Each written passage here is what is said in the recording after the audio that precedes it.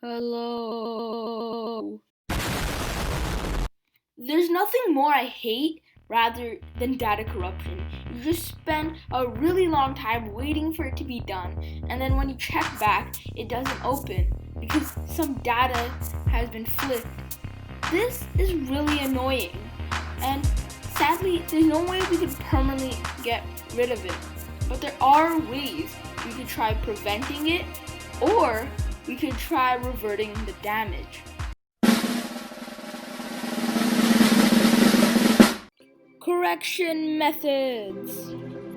Now, there are a lot of different types of correction methods, but the most efficient ones use something called parity. Now, for such an awesome technology, it's pretty complex, so I'm going to be talking about that in my next video. But that's just about trying to fix the data. But what about preventing it in the first place?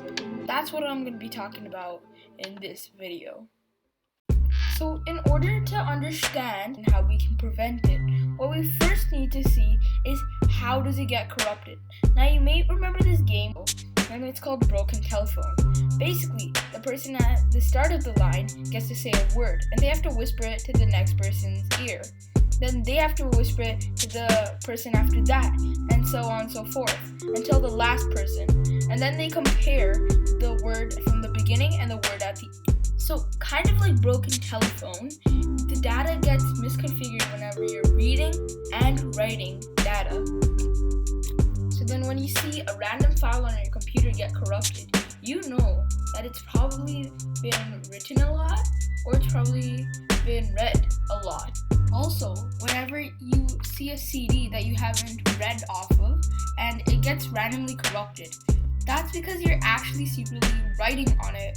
For example, whenever you have a corrupted disk, people may tell you to wash it off, and that's because your oils might be filling up those gaps, and it may be starting to corrupt the data. So you don't know it, but you're actually writing the data. So that is also writing. So the way to keep your data safe is to make sure that the storage is completely secure and it's away from any accidental writing, and it doesn't get read or written a lot. And until next time, goodbye!